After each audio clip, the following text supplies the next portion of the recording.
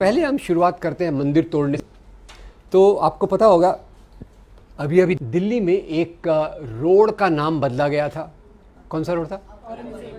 अकबर का तो अभी बदलने वाले हैं, आपने पहले से बदल औरंगज़ेब रोड। और औरंगज़ेब का रोड का नाम बदलने के पहले उन्होंने कहा औरंगज़ेब वेरी बैड। बाकी चीज़ें तो थी, धर्मांतरण भी उसने कराए, पर उसने हमारे मंदिरों को तोड़ा। अब मैं बड़ा कंफ्यूज हो गया, तो मैं फिर हिस्ट्री पढ़ने लग गया कि औरंगज़ेब ने कौन से मंदिर तोड़े।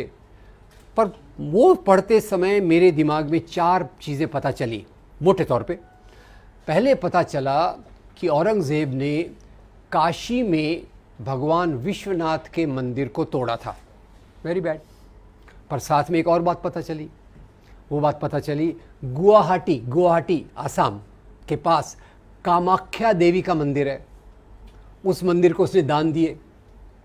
उज्जैन में महाकाल का मंदिर है, उसको भी दान दिए। वृंदावन में भगवान कृष्ण का मंदिर है, उसको भी दान दिए। तो मैं कौन सी बात को लेकर चलूँ, मंदिर तोड़ने वाली कि मंदिर को दान देने वाली? दोनों बातें हैं, नंबर एक। तीसरा मुझे बड़े आश्चर्य की बात पता चली कि औरंगज़ेब ने मस्जिदों को तो दान दिया ही था, पर उसने मस्जिदें तोड़ी भी सही। कम से कम एक मस्जिद मुझे पता चली जो उसने तोड़ी थी। और ये मस्जिद कौन सी थी? पहले उसके मस्जिद तोड़ने की बात से ही अपन अपनी बात को शुरुआत करते हैं। एक बार क्या हुआ, गोलकुंडा के नवाब ने, तानाशाह ने औरंगज़ेब को 3 साल तक लगान नहीं दिया। औरंगज़ेब कौन है? महाराजा। तानाशाह कौन है? राजा। ठीक है, तो तानाशाह ने 3 साल तक लगान नहीं दिया। अब ये समाज में टैक्स कैसे चलता है? सबसे नीचे टैक्स देने वाला कौन होता है? किसान। किसान किसको टैक्स देता है? जमींदार को। जमींदार किसको टैक्स देता है? राजा को। राजा किसको देता है? महाराजा को। औरंगज़ेब कौन है? महाराजा। तानाशाह कौन है? राजा। तो औरंगज़ेब ने तानाशाह को पूछा, आपने 3 साल तक लगान नहीं दिया, क्या प्रॉब्लम है? तानाशाह ने कहा, हुजूर मेरे राज्य में अकाल, ड्राउट है, जैसे हमारे महाराष्ट्र में चल रहा है, मराठवाड़ा में चल रहा है। मेरी प्रजा मुझे लगान नहीं दे रही, तो मैं आपको लगान कहाँ से दूँ? औरंगज़ेब बड़ा चालाक। औरंगज़ेब ने अपने जासूस को भेजा और पता लगाया कि तानाशाह ने अपनी सारी संपत्ति एक मस्जिद के नीचे छुपा के रखी है। आगे की बात नहीं बताया तो चलेगा क्या? क्या करेगा औरंगज़ेब? फौज को भेजेगा, मस्जिद को तोड़वाएगा।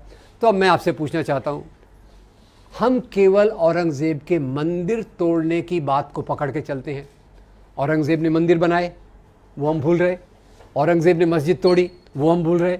औरंगज़ेब ने मस्जिदों को दान दिया, वो हम भूल रहे। मोटे तौर पे मैं आपसे ये पूछना चाहता हूँ, राजा लोग राज्य क्यों करते थे? होल्ड ऑन, राजा लोग why were kings ruling? Option A, राजा लोग राज्य करते थे धर्म के नैतिक मूल्यों के लिए। बी, राजा लोग राज्य करते थे सत्ता और संपत्ति के लिए। ए या बी? बी। और हमारे मन में क्या चल रहा है? हमारे हिंदू राजा वेरी गुड यार, तुम्हारे मुस्लिम राजा वेरी बैड। एक सरल फार्मूला है, पाकिस्तान में जाओ तो फार्मूले को उल्टा कर देंगे। क्या कर देंगे? मुस्लिम राजा एक्सीलेंट, हिंदू राजा कॉवर्ड। तो ये हमारे जो देखने का तरीका हुआ है, जो राजा को हम धर्म के चश्मे से देखते हैं, ये सही है या गलत है, ये मैं आपसे पूछना चाहता हूँ। और इसमें ये भी बताना चाहता हूँ कि ये दृष्टिकोण हमारे सामने कैसे आया। इसको कहते हैं इतिहास का सांप्रदायिकरण, कम्युनलाइजेशन ऑफ हिस्ट्री। और कम्युनलाइजेशन ऑफ हिस्ट्री ये कब से चालू होती है? ये चालू होती है 1857 की लड़ाई के बाद।